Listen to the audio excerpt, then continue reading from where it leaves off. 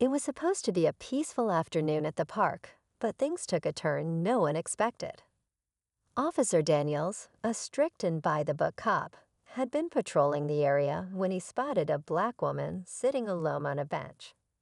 Something about her made him suspicious, not because she was doing anything wrong, but simply because of his own deep-seated biases. Without hesitation, he approached her, questioning why she was there. His tone was sharp, demanding, and full of authority.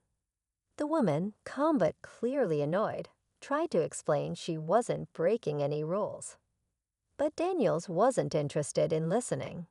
Instead, he accused her of loitering and demanded to see her ID. When she hesitated, his patience ran out.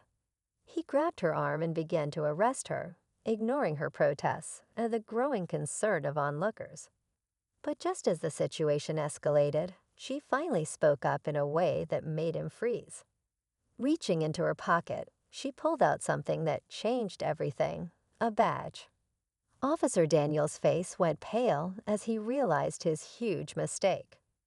The very woman he had racially profiled was actually a high-ranking detective, and she wasn't about to let this slide. For a moment, there was complete silence. Officer Daniels' grip loosened as his eyes darted between the badge and the woman's face. His mind raced, trying to process what had just happened. The woman, still calm but now exuding a quiet authority, slowly pulled her arm free and held her badge up higher, making sure he saw it clearly.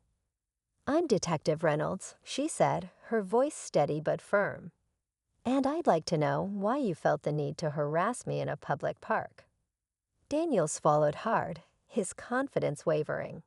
He had been in law enforcement for years, but nothing had prepared him for this. He had assumed she was just another civilian, someone he could intimidate without consequence. But now he realized he had made a mistake, a big one. A few bystanders had pulled out their phones, recording everything. Whispers spread through the small crowd.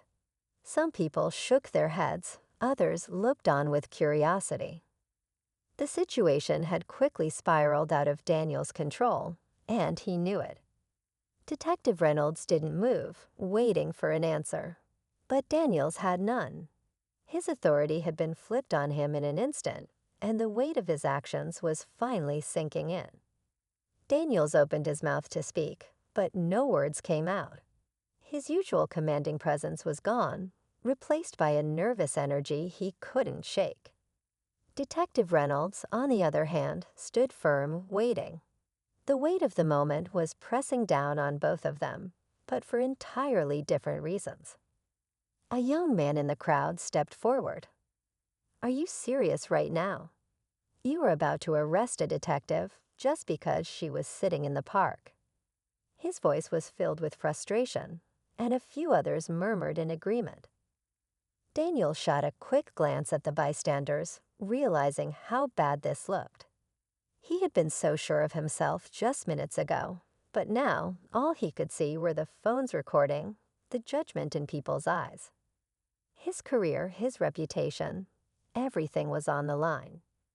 Meanwhile, Detective Reynolds took a slow breath, keeping her emotions in check. She had dealt with situations like this before, too many times in fact. But this time was different. This wasn't just about her. This was about the abuse of power, the assumptions made without cause, the way people like her were treated unfairly. She finally spoke again, her voice even but sharp. "Officer Daniels, I'm going to ask you one more time. Why did you stop me?" The officer shifted on his feet, struggling for an answer. I was just following protocol," he stammered. But even he didn't believe his own words. Detective Reynolds raised an eyebrow. "Protocol?" She repeated, her tone making it clear she wasn't buying it. "Because last I checked, sitting on a bench in a public park wasn't a crime."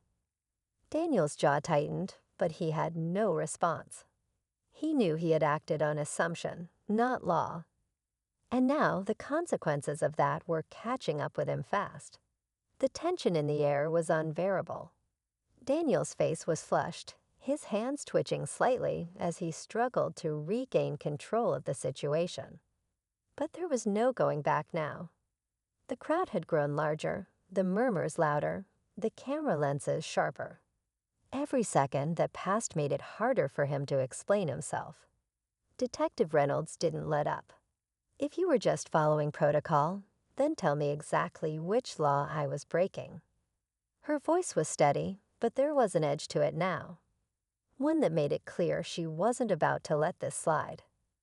Daniels hesitated, searching for something, anything that could justify his actions. But deep down, he knew the truth. He had stopped her for no reason other than his own bias. And now, with all eyes on him, there was nowhere to hide. Just then, another officer approached, his badge gleaming in the afternoon light. Sergeant Holloway. He had been watching from a distance, and now, seeing the situation spiral, he stepped in. "Daniels, step aside," he ordered, his voice firm. Daniels turned to him, his face stiff. "Sarge, I was just." "I said step aside." Holloway's tone left no room for argument. The crowd hushed, waiting. Daniel's breathing was uneven as he clenched his jaw, but he knew he had no choice. Slowly, reluctantly, he stepped back. Detective Reynolds crossed her arms. "Now let's talk about what happens next." Daniel swallowed hard. He had made a mistake, one he couldn't take back. And now he was about to face the consequences. Just as Daniels took a step back, thinking the worst was over, Detective Reynolds pulled out her phone and tapped the screen a few times. Within seconds, the familiar sound of a recording played, clear as day, capturing every word, every action. The entire encounter, from the moment Daniels approached her to the moment he tried to arrest her, had been documented. And now it wasn't just the crowd that knew the truth. There was hard evidence. Daniel's eyes widened as his own voice echoed through the park. The sharp tone of his commands, the dismissive way he spoke to her, the accusations without cause, it was all there. His pulse pounded in his ears. He had always been careful, always managed to avoid accountability. But this time, he had no way out. Sergeant Holloway's expression darkened as he listened. He turned to Daniels, his jaw tight. "This is bad," he muttered under his breath. Before Daniels could respond, a new voice cut through the air. "I saw everything," a woman from the crowd said, stepping forward. She held up her phone, showing another angle of the incident. "And I sent it to the department's internal affairs." Daniels felt his stomach drop. Everything was unraveling faster than he could process. He had spent years in uniform, years enforcing the law. But now, for the first time, he was on the other side of it. And there was nothing he could do to stop what was coming next. Daniel's breath came short and fast. His hands curled into fists at his sides, but there was nothing he could do. The evidence was out, the witnesses had spoken, and now the weight of his actions had finally caught up to him. Sergeant Holloway turned to Detective Reynolds, nodding solemnly. "Detective, I assure you this will be handled immediately." His voice was calm, but there was an unmistakable edge to it, one that said Daniel's career was now hanging by a thread. The officer in question stood frozen, his mind racing. His badge, his authority, his entire reputation. It could all be gone in an instant.